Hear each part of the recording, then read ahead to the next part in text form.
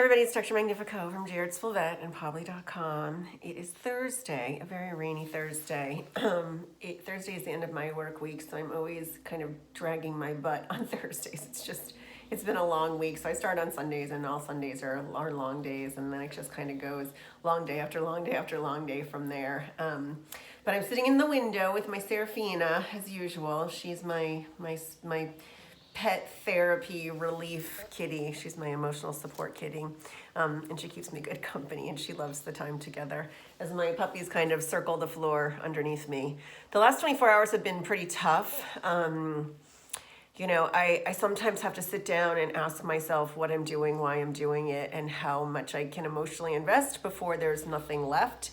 The other problem is that I just don't know anything different. I kind of came into this because I love animals and I want to do whatever I can for them to protect them and make sure they stay happy and healthy. They are a part of my family as much as I know they're a part of your family. Come here, sweetheart. No one wants to see your big butt. And yet still we live in this place where pets are considered property. The New York Times just did a really good article on pets are property. I will put that on the link and I'm going to write a blog about it. It really is the crux of everything that's the problem in medicine, in my opinion.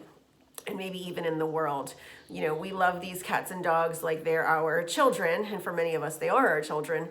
And then society places them in a status that makes them property. And it just means that they're allowed to sort of be viewed as disposable.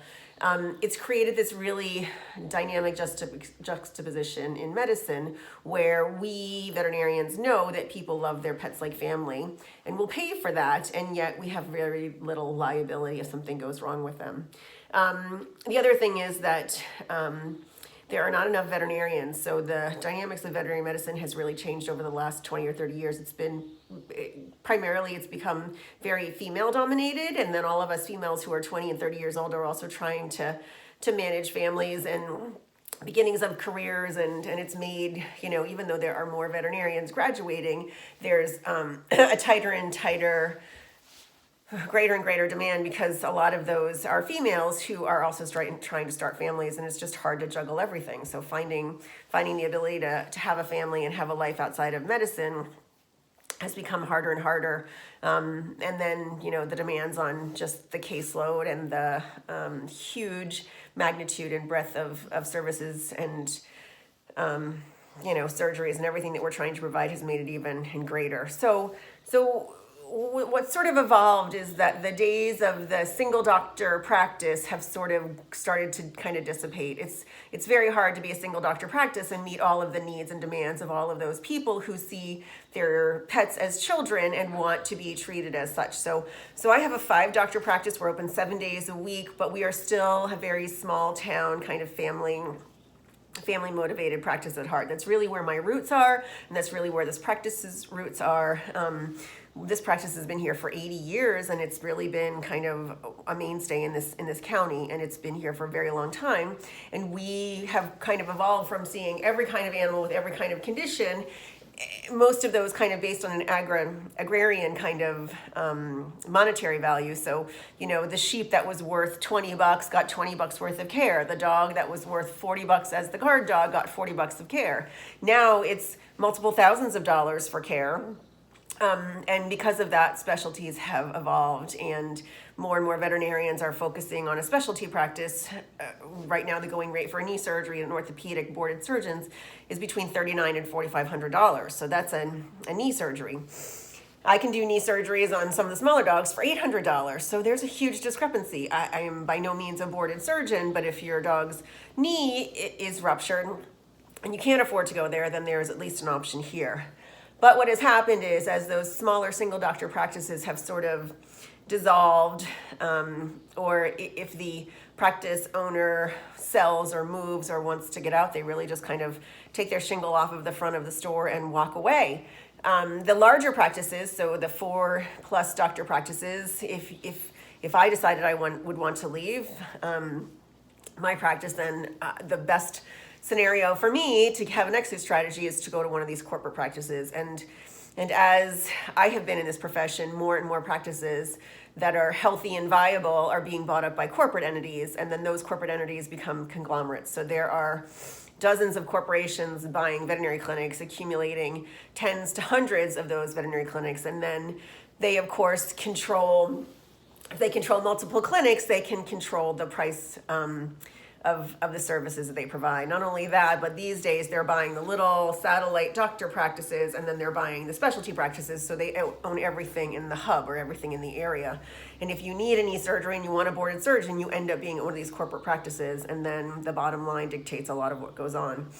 As practices are closing and dissolving and evaporating and pulling their shingle off of their shelf, the price point is going to go up. If you do not have competition, you do not have, you have the ability to fix the price. And because in veterinary medicine, because there are very few to no laws and rules applied to them because they're property, it means that the price can be anything that they want to set it at, and the consumer has very little access to understanding what other prices are at other places, especially if those other places are owned by the same corporation, and they will have a difficult time finding care if they do not agree on that price. And then the price of the other independents will go up too. So right now what's going to happen in my area is that there will be the ERs are being bought up by corporate practices. So in the last couple of years, all of the ERs around me have been bought up by corporations, and the price that used to be a $70 or $80 exam fee to walk in the door is going to go up to $120, $150, and then the cost of the rest of the care, because that's kind of hidden behind the veil and the shroud, will go up too. So what's now $4,000 for a knee surgery and is not an emergency, the things that are emergencies, like the obstructions, the bloats, the blocked cats, which were once somewhat affordable for people, so $1,000 or so will now go up to $2,000 or $3,000 or $4,000 or whatever the market thinks it can bear. And if they're getting one person at $4,000 and losing three other people who only had $1,000, they're still breaking even. So the math is really getting skewed heavily in the favor of these corporate practices. And it will just mean the end of more pets' lives. There is no other way to say it. Veterinarians might be making more money. They might be able to negotiate better salaries because they're getting paid more, because the cost of services are going up. But at the end of the day, more pets will be euthanized because people can't afford their care. And that's what has me unable to sleep at night. I'm too emotionally invested in this job and in this practice and in the healthcare and safety of these animals. And for some reason that I have difficulty trying to explain to myself and my family, I internalize it and I feel like I have to fix it.